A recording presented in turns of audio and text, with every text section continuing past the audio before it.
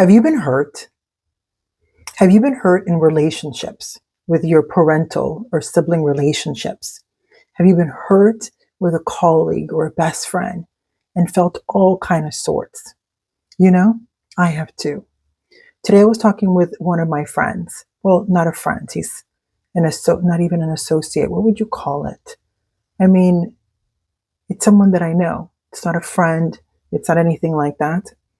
However, we had this very interesting conversation about how difficult his last year has been and how he experienced something at work and it really rattled his cage, his person, his ethos, what he thought and who he thought he was in his life and his work environment.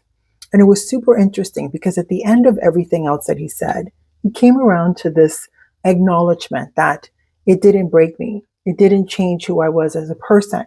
What it did change was how I freely and openly share who I am with other people because he is loyal, he's kind, he's intelligent. And that was the first time that he experienced that scenario where he was disappointed by his environment and not supported in any way and went down a rabbit hole and came back stronger and wiser. So I ask you this, where in your life have you been hurt? Where in your life have you been disappointed by the people, whether they're loved ones or their colleagues? And what have you learned from it? Because that was what our conversation was all about. Because it has less to do with these scenarios and situations that we're in. As many of you know, my father died when I was very young. I have a loving relationship with my mother, and it has its moments. I get along great with my brother. I have lost a husband to cancer. I have a severely autistic son. I have, in my 50s, kind of filtered through a lot of relationships. I've moved to another continent for love. I have gained stepchildren and gone through a lot of hardship in developing and nurturing those relationships and have come out on the other side wiser and better. What I didn't do, which is what we were talking about, is that I didn't lose myself. I know I'm loyal. I know I'm kind. I know I'm fun. What I did not allow from my life was to become bitter and resentful. And so many of us, when we discover or experience hardship in some way, as difficult as situations might be, it's easier to become a victim to it than it is to transcend it and develop yourself and recognize what was it about this situation? What can I learn from it? And how do I move forward? Being mature, gaining the wisdom, and enhancing and improving yourself without losing out to that beautiful, innocent, loving nature that's inherently yours.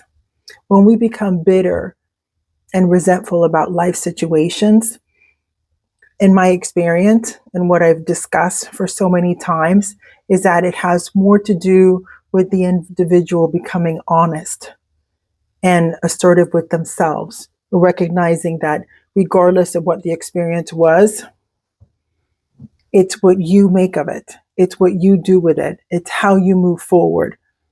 So many of us have experienced incredible hardship and have come through on the other side. And I myself have looked at so many people's in their life experience with awe and go, how do you come through that and not be bitter and resentful and lose that life and that light spark within you? And that's how you do it. You will become super honest with yourself and recognize what happened in here that broke down. Whether you were culpable or not culpable, whether it was something that was done to you or something that you experienced equally in any type of relationship, at the end of the day is what do you walk away with at the end of that experience? What is it that you want to take from that moment moving forward? How do you show up better for yourself? How are you more aware of your environment? How are you able to be yourself, continue to be loyal and loving and open to the people that you now have a very clear template on what you allow close to you and what you don't? because that's what prevents us from being bitter and having resentment. It's recognizing and healing ourselves from the pain of that specific challenge or situation. And then recognizing, perhaps I shouldn't have gotten so Puerto Rican in that conversation. Learning how to express my wants, needs, and desires was what I learned through my second marriage before he passed away. Because that was very disrespectful of me, or it was not kind. And just because I was hurt doesn't mean I need to go at the other person, because that's not nice. And that was information that I gained in my 30s. And I can tell you, it improved the quality of my life. I didn't become bitter or resentful because of my previous relationships.